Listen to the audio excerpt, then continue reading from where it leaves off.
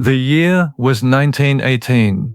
As the First World War entered its final year, another enemy was spreading across the world, one that could not be seen, heard, or stopped by bullets.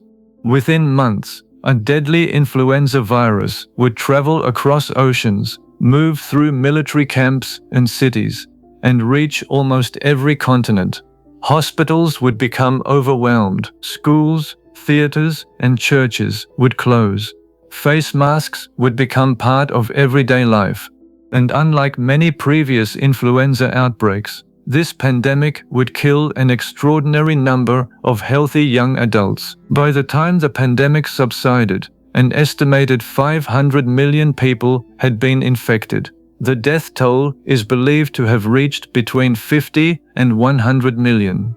Today, it is remembered as one of the deadliest pandemics in human history. But where did it begin? Why was it called the Spanish flu?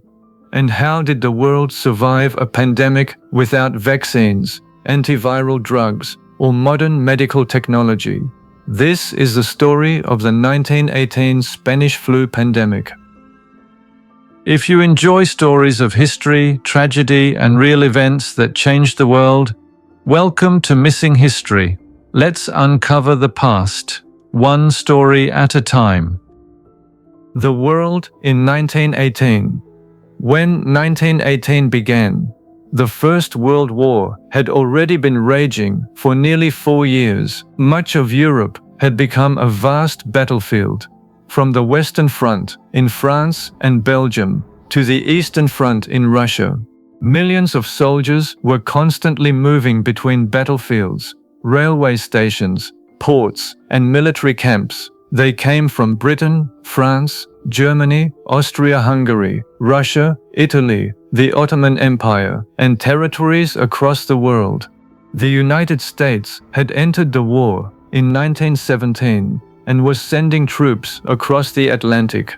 By the end of the war, more than 2 million American soldiers had been sent to Europe. This enormous movement of people created ideal conditions for infectious disease to spread. Soldiers lived in crowded barracks.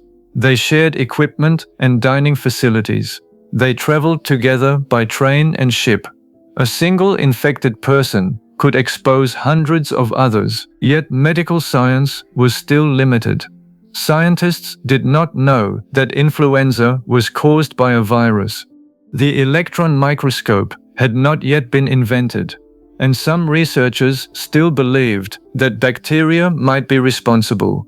Meanwhile, governments were focused overwhelmingly on the war.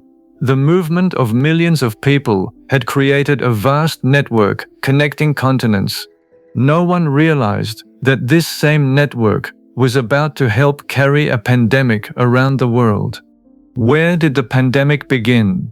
More than a century later, one question remains unanswered. Where did the pandemic actually begin? No single country has been proven to be its definite origin.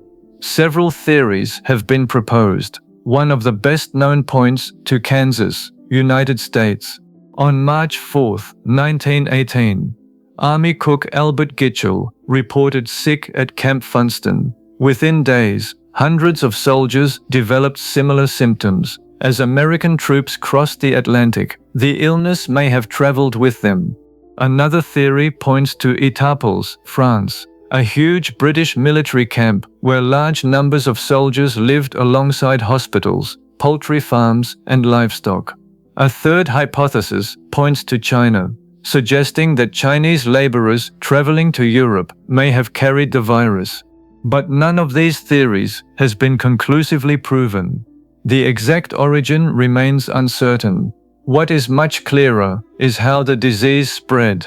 The First World War created an enormous transportation network. Troop ships crossed oceans. Railways carried soldiers and civilians. Military camps brought thousands of people together. A disease that might otherwise have remained localized could now cross borders and continents within months. The pandemic's exact starting point remains a mystery. Its global spread does not. Why was it called the Spanish flu? If Spain was not proven to be the source, why did the world call it the Spanish flu? The answer lies largely in wartime censorship. In 1918, governments involved in the First World War tightly controlled information. They feared that reports of widespread illness among soldiers would damage public morale and reveal weakness to the enemy. As a result, newspapers often avoided or minimized reports about outbreaks. Spain was different. It remained neutral during the war, and its press faced fewer wartime restrictions. When influenza spread through Spain, newspapers reported openly on the outbreak. Then, in the spring of 1918, King Alfonso XIII became ill with influenza. News of the king's illness attracted international attention. Because newspapers in many other countries were still suppressing reports about their own outbreaks, the disease became strongly associated with Spain. The name Spanish flu spread around the world. But the name was misleading. It reflected the way information was reported during wartime, not proof that Spain was where the pandemic began. The first wave. In the spring of 1918, influenza outbreaks appeared in military camps and civilian communities. The disease spread through crowded barracks, railway networks, troop ships, and cities. For many people, the first wave appeared relatively mild. Patients developed fever, headaches, muscle aches, sore throats, coughing, and extreme fatigue. Many recovered within a few days. Because the illness often seemed ordinary, daily life continued. Schools remained open. Theaters welcomed audiences. Shops continued operating.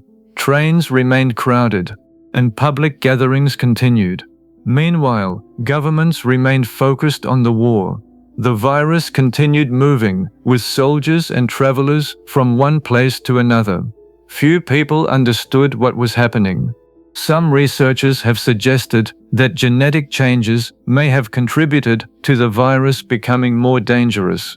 But exactly when and how this occurred remains uncertain. By late summer, the pandemic was entering a much more dangerous phase. The illness the world had largely underestimated was about to return. The second wave. By late August 1918, influenza returned in a far more deadly form.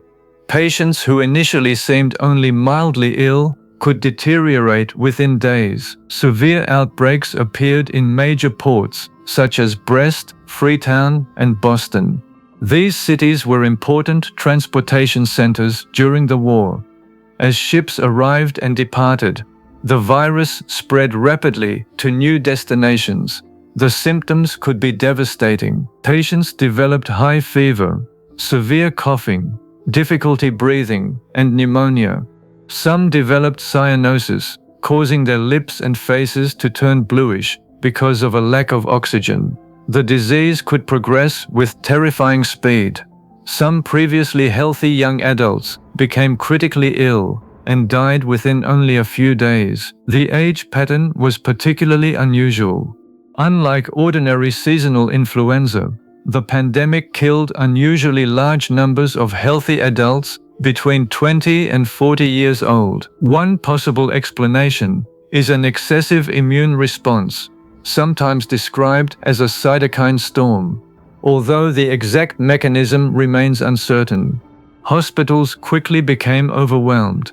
Doctors and nurses worked around the clock. Many became infected themselves. In some cities, coffins became scarce, and cemeteries struggled to keep up with the number of deaths. Streets that had once been crowded became quiet. Public gathering places closed. People avoided crowds. Face masks became increasingly common. Within months, the disease had reached nearly every continent. The first wave had been underestimated. The second wave became a global catastrophe.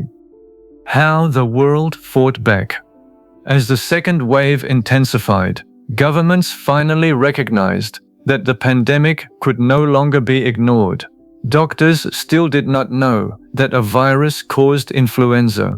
There were no vaccines, there were no antiviral drugs, and penicillin had not yet been discovered for medical use. But authorities knew one important fact. The disease spread rapidly wherever large numbers of people gathered. Cities responded by closing schools, theaters, cinemas, churches, and other public gathering places. Parades and sporting events were cancelled. People were encouraged to avoid crowds and isolate themselves when sick. In some American cities, cloth masks were required in public. Hospitals struggled with the number of patients. Schools and public buildings were converted into temporary treatment facilities. Doctors, nurses, Red Cross volunteers, and ordinary citizens worked to care for the sick. Treatment remained largely supportive. Doctors could reduce fever, provide fluids, and try to keep patients comfortable. But they had no modern antibiotics to treat secondary bacterial pneumonia. Public health measures could not eliminate the virus, but they could slow transmission and reduce pressure on hospitals. For the first time, communities around the world were fighting a global pandemic with the limited tools available to them. How the pandemic came to an end. On November 11, 1918, the First World War finally ended, but the influenza pandemic continued. As 1919 began, infections and deaths gradually declined in many regions. Although localized outbreaks continued, there was no single reason why the pandemic faded. Millions had already been infected, and many survivors had developed immunity. Public health measures also helped reduce transmission. Then the end of the war brought another important change. The enormous movement of soldiers across continents by train and ship gradually declined. One major pathway for the rapid international spread of influenza was therefore reduced. Scientists also continue to study how changes in the virus may have contributed to its decline, but exactly how remains uncertain. By 1920, the great waves of the pandemic had largely subsided. The virus itself did not disappear. Its descendants continued to circulate and evolve as part of human influenza.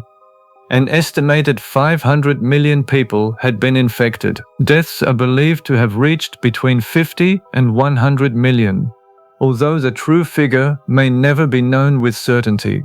The pandemic had finally faded from its most devastating phase, but its legacy would last for generations. The lessons that changed the world.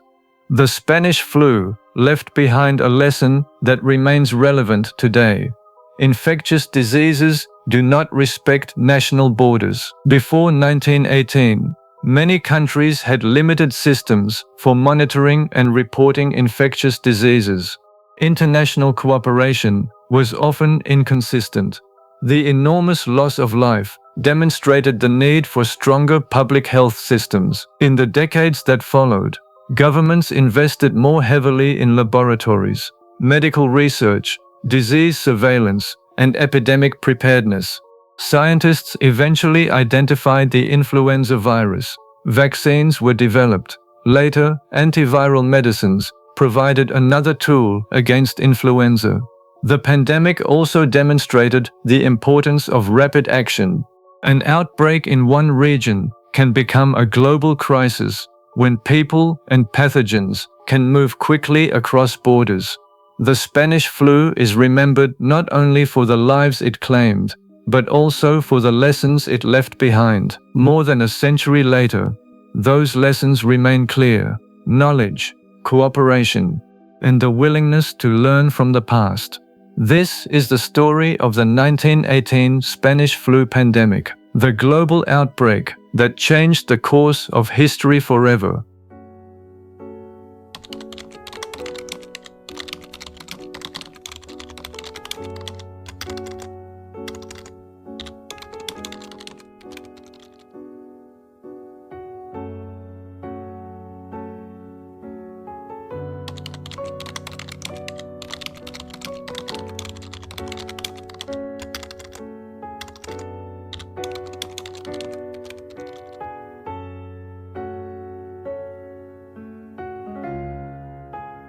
Thank you for joining us on this journey through history. If you enjoyed this documentary and would like to explore more remarkable stories from the past, please consider liking this video, subscribing to the channel, and joining us again for another journey into history. Until next time, this is Missing History. Thank you for watching.